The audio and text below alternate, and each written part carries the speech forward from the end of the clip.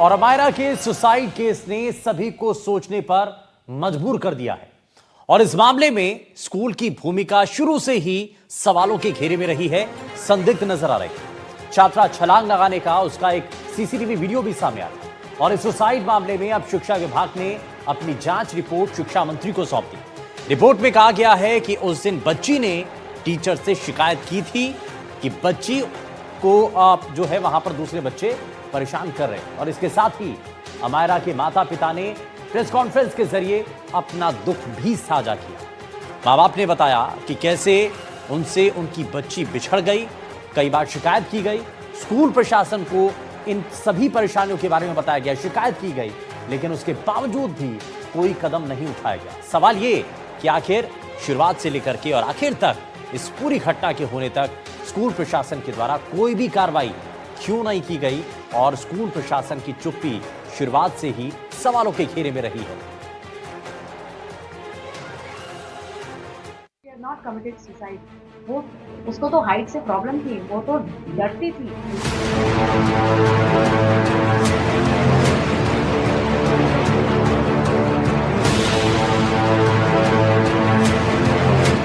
राजधानी जयपुर से कुछ दिनों पहले एक ऐसा मामला आया था जिसने सभी को सोचने पर मजबूर कर दिया था। इस हादसे में एक हंसता खेलता परिवार हमेशा के लिए उजड़ गया।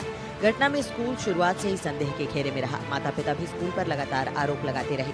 उनका कहना है कि स्कूल ने कभी भी बच्ची की समस्या को गंभीरता से नहीं लिया। अमायरा की मौत के मामले में अभिभावकों ने प्रेस कॉन्फ्रेंस कर अपना दुख साझा किया। अमायरा की मां ने कहा कि मैं यही सोचती हूँ कि काश उस दिन बच्ची को स्कूल नहीं भेजते। अमायरा की मां का कहना है कि स्कूल का नाम बड़ा है लेकिन जवाब नहीं। काश उस दिन मैं बच्ची को स्कूल ना भेजती। सभी पेरेंट्स से अपील, न्याय में सब साथ दें। बच्ची के साथ अन्याय हुआ, एक्शन जरूर हो। बुलिंग की शिकायत की थी, एक्शन नहीं हुआ। अमायरा मानसिक रूप से पूरी तरह से सामान्य थी। अमायरा की मां का कहना है कि हमारे जीवन में अब कई काश ही बच गए हैं। इन काश के बारे में सोचना ही बचा है। उन्होंने स्कूल की मान्यता रद्द करने की कार्रवाई की मांग की है।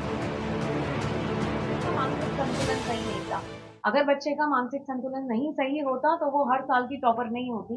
वो बहुत खुश रहने वाली जिंदा दिल लड़की थी, सबकी मदद करती थी और हेलोइन और कहीं से भी लेकर कहीं से भी वो किसी भी डिप्रेशन का कोई शिकार नहीं थी। बहुत खुश थी वो अपनी लाइफ में और बहुत सारे एम थे उसके, आईपीएस ऑफिसर से लेके क्या दीपिका पादुकोण बनना चाहती थी। और ये जो स्कूल की जिम्मेवारी स्कूल ने नहीं उठाई, उसके खिलाफ एक्शन। बच्ची के पिता विजय ने शिक्षा विभाग और पुलिस की कार्रवाई पर गंभीर सवाल उठाए। उन्होंने कहा कि शिक्षा विभाग के अधिकारी ने मुझसे पूछा कि बच्ची को हैलोवीन का सपना आया था। इस तरह से ये बातों को तोड़ना मरोड़ना चाहते हैं। पुलिस के अधिकारी कोई भी संतोषजनक जवाब नहीं दे रहे। इतने दिन बीत जाने के बाद भी आगे कार्रवाई नहीं हो पा रही है। साथ ही उनका कहना है कि पुलिस और शिक्षा विभाग एक्शन नहीं ले रहे। सबूत के बाद भी एक्शन नहीं लिया जा रहा। शिक्षा विभाग जानबूझकर टाल रहा है। शिक्षा विभाग ऊल जुलूल सवाल पूछ रहा है। बच्ची को हैलोवीन का सपना आया, ये सवाल पूछा गया। उन्होंने कहा कि हमारी यही मांग है कि हमारी बच्ची को न्याय मिले और दोषियों को जल्द से जल्द सजा मिले। मामले में शिक्षा विभाग ने अपनी जांच रिपोर्ट शिक्षा मंत्री को सौंपी है। जिला शिक्षा अधिकारी प्रारंभिक रामनिवास शर्मा ने बताया है कि आत्महत्या के कारणों का साफ पता तो पुलिस के जांच के बाद ही चल पाएगा। हालांकि जांच में ये बात सामने आई है कि उस दिन अंग्रेजी की कक्षा के वक्त बच्ची ने टीचर को शिकायत की थी कि बच्चे उसे परेशान कर रहे हैं। फिलहाल रिपोर्ट शिक्षा मंत्री को मिलने के बाद इसका रिव्यू किया जा रहा है और पुलिस अभी भी इस मामले की जांच में जुटी हुई है। आखिर 9 साल की छात्रा अमायरा ने स्कूल की बिल्डिंग से क्यों छलांग लगा दी, ये सवाल सबको परेशान कर रहा है। स्कूल प्रशासन का रवैया और जांच की धीमी गति भी कई तरह के सवाल खड़े कर रही है। अमायरा के परिजनों से उनकी बेटी तो छिन चुकी है, लेकिन उन्हें बस इंतजार इस बात का है कि उन्हें न्याय मिल सके। राजधानी जयपुर में कक्षा 4 की बच्ची अमायरा के मामले में अब तक गुत्थी अनसुलझी है।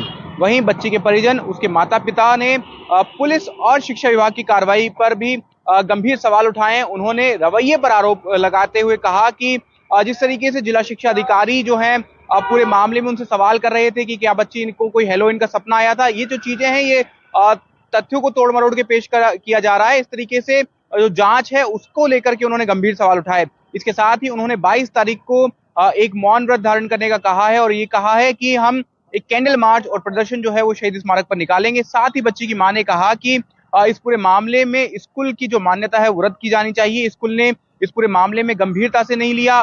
जो शिकायतें बच्ची ने की, जो शिकायतें उनके द्वारा की गई थी, उन्हें गंभीरता से नहीं लिया और संवेदनशीलता से नहीं लिया। इसके लिए भी जो स्कूल है उस पर कार्रवाई की जानी चाहिए। विश्वास शर्मा, एनडीटीवी।